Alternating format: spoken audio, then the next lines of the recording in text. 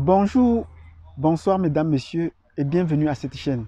C'est toujours un plaisir pour moi de venir dans une nouvelle vidéo pour partager mes réflexions avec vous, pour qu'on essaie de constater, d'observer et de constater comment le monde évolue. Je vous ai promis dans une précédente vidéo de vous montrer comment est-ce que l'esclavage, la colonisation et le néocolonialisme continuent à perdurer. Et après avoir fait ce débrief-là, je vous ai pris les puissances actuelles et je vous ai montré qu'elles continuent à posséder des colonies. Donc aujourd'hui, nous allons répondre à la question, quelles sont les colonies de l'Angleterre, de la France et des États-Unis et comment la Chine a ses colonies, comment ça se construit aussi sa part de colonies. Sur ce, je vous donne rendez-vous tout de suite. N'oubliez pas de vous abonner et de cliquer sur la notification. Préparez surtout un commentaire. A tout de suite.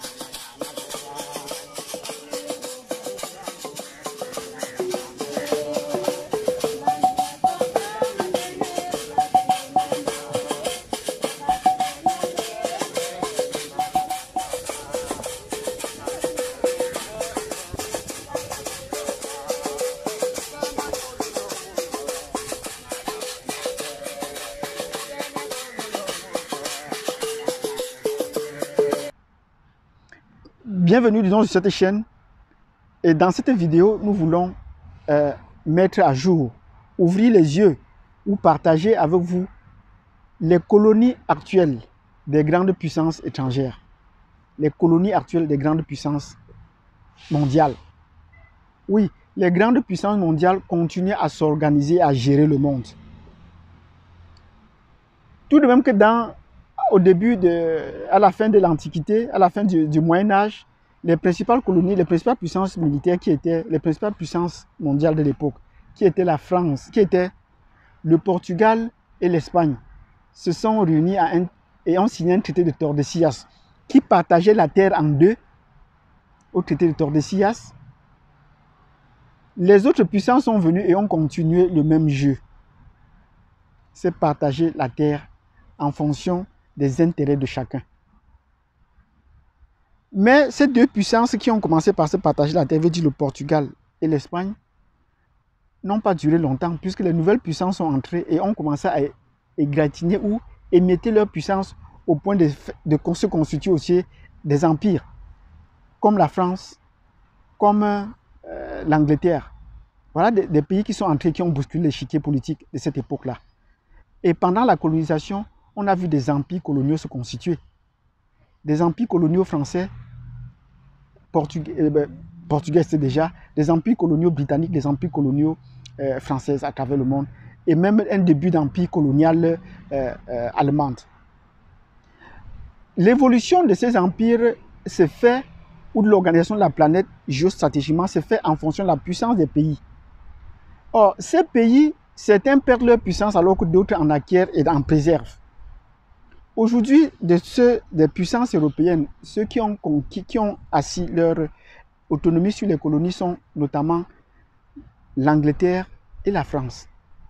Voilà les deux puissances européennes qui aujourd'hui sont encore dans le jeu de l'organisation de la gestion de la planète. Quelles sont donc les colonies anglaises à travers la planète? C'est ça qu'il faudrait savoir. L'Angleterre garde encore toutes ses colonies. Si vous prenez seulement l'Angleterre, la partie européenne qui est en Angleterre, si vous payez le Royaume-Uni, si vous prenez la Grande-Bretagne, elle n'a pas assez de ressources. Peut-être mis son pétrole, mais l'Angleterre, qui est déjà cette petite enclave-là, n'a pas de ressources. Mais c'est un État très riche, d'où leur vient leur argent pour que leur monnaie soit aussi la plus forte. La plus forte du moins, elle ne pouvait pas donc laisser son argent, elle ne pouvait pas laisser son argent être avalé par l'Union européenne pour se ramener à ce niveau. C'est pour ça, c'est une des raisons qui explique le Brexit. Nous pouvons revenir là-dessus si vous êtes intéressés. Donc, avec une monnaie aussi forte, c'est l'une des monnaies les plus fortes de la planète, l'Angleterre pensait ne pas continuer à faire partir du même jeu que l'Europe. Donc, l'Angleterre continue pour maintenir ce jeu. L'Angleterre a gardé, pour maintenir sa puissance, l'Angleterre a gardé toutes ses colonies. Et vous connaissez bien ces colonies-là. Certains peuvent vous connaître et dire non, ce n'est pas vrai, l'Angleterre n'a pas de colonies. Les colonies de ces pays-là sont des pays indépendants. Ce sont des pays soi-disant indépendants. Mais vous voyez sur ces pays-là, il y a encore leur drapeau, le Blackjack.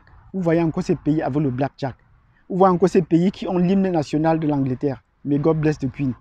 Vous voyez encore cette représentation de l'Angleterre, de la reine dans ces pays-là. Quels sont ces pays?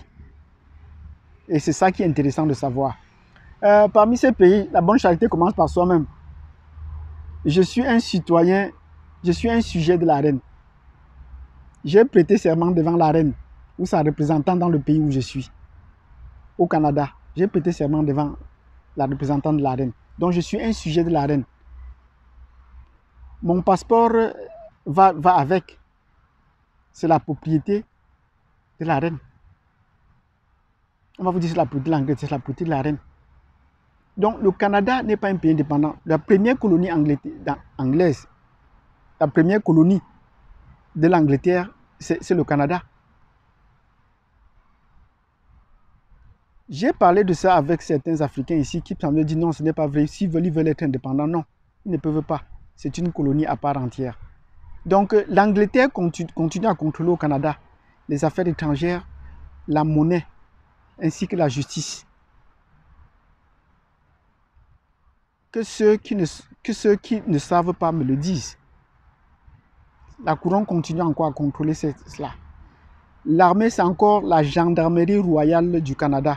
Regardez bien le nom. C'est la reine qui possède la gendarmerie, ainsi que la police. Vous voyez son indice partout. Ça, c'est la première colonie de l'Angleterre. La deuxième colonie de l'Angleterre, celle la plus connue, c'est l'Australie. L'Australie est également une colonie de l'Angleterre. Contrairement au Canada où on a laissé, avec des velléités indépendantistes du Québec ou de l'Alberta, deux provinces, on leur a laissé avoir leur drapeau. Le drapeau de certains pays porte encore bien l'Union Jack de ces pays-là. Donc, il y a l'Australie qui a la taille d'un continent, l'Europe, qui continue à être la colonie de l'Angleterre. Le troisième pays, c'est la Nouvelle-Zélande. Voilà déjà trois colonies, trois pays, on dit trois pays, mais trois pays qui sont encore sous la domination de l'Angleterre, sous la domination de la reine. À côté de ces trois grands pays, on a des petits pays ou des petites îles dans le Pacifique et également dans les mers des Caraïbes, qui sont encore les possessions de l'Angleterre. Voilà. Et vous avez trouvé tout récemment au large de l'Argentine, les îles Falkland, qui appartiennent encore à l'Angleterre. L'Angleterre a dû faire la guerre avec l'Argentine pour pouvoir garder cette position-là, parce que c'est stratégique. Voilà. Autour, donc, comment est-ce que vous pensez qu'elle peut bousculer la France en Afrique? Elle ne peut pas bousculer la France en Afrique, d'autant plus que c'est la même chose qu'elle fait. Quant à la France a gardé ses colonies africaines. Elles continuent à être gérées, exploitées, comme au 19e siècle.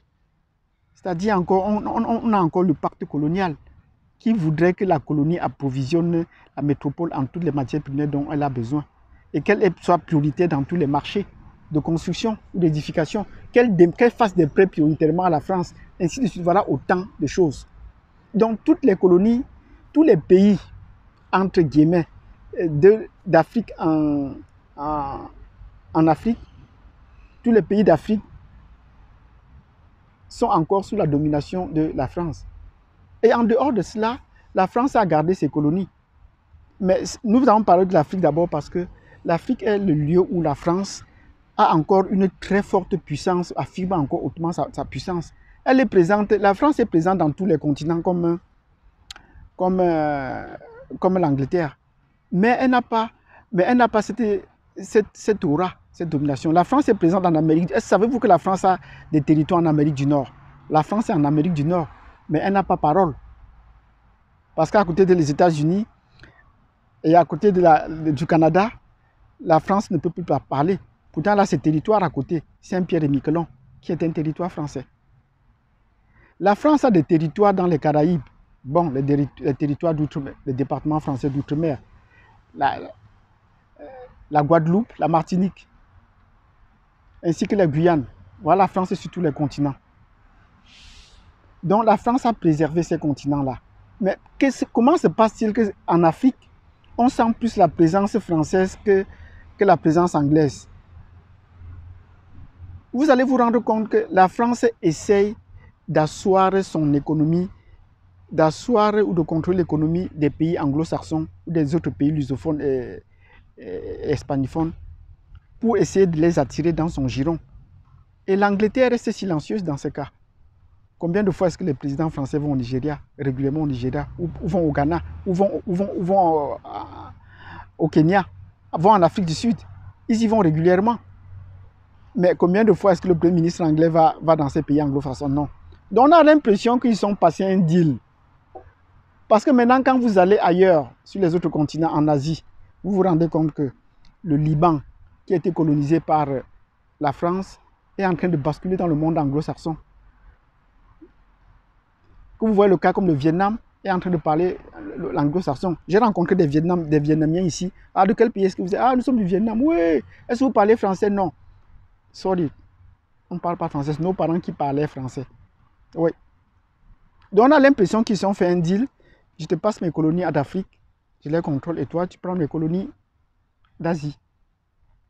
Donc voilà un peu comment le jeu qui se passe. Maintenant, voilà les deux principales puissances qui ont gardé leurs colonies. Où ils contrôlent la monnaie, où ils contrôlent les affaires étrangères, où ils contrôlent... Parce qu'ils se disent qu'ils sont les représentants des pays africains de ces colonies, aux Nations Unies par exemple. Ben maintenant, ces deux puissances européennes ont vu leur territoire s'émietter. Et le premier pays qui est entré dans ce jeu, c'est les États-Unis.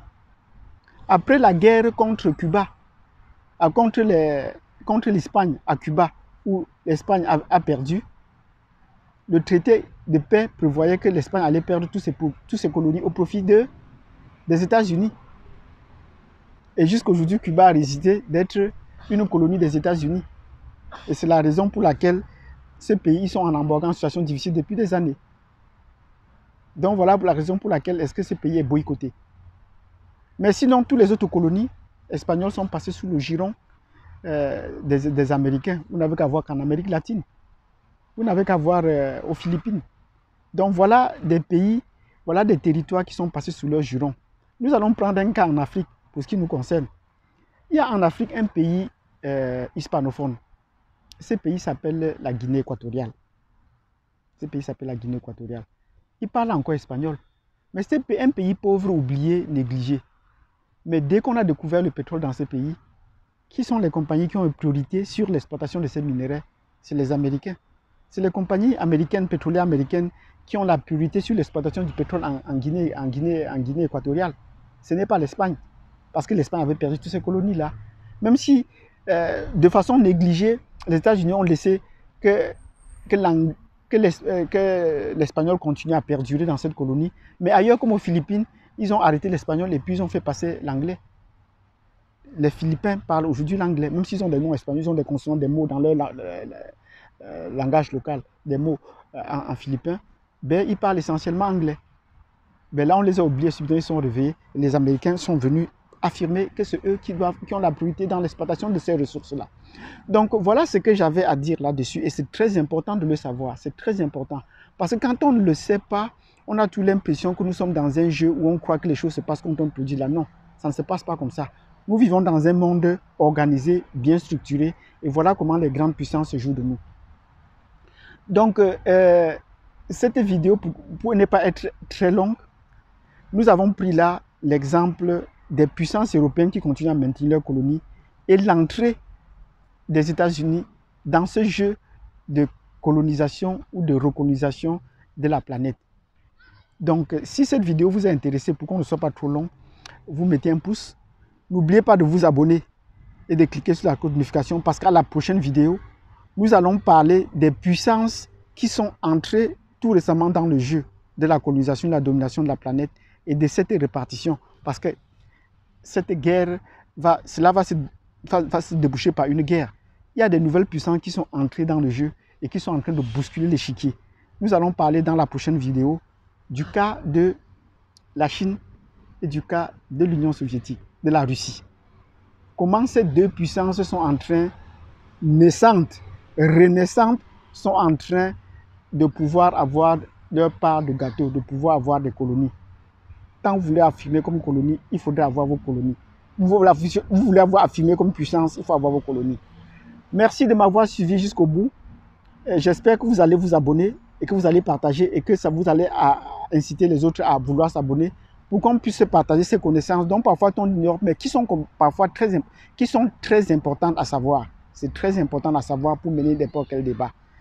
Je vous souhaite de passer une excellente journée et je vous donne rendez-vous à la prochaine vidéo sur la Chine et la Russie.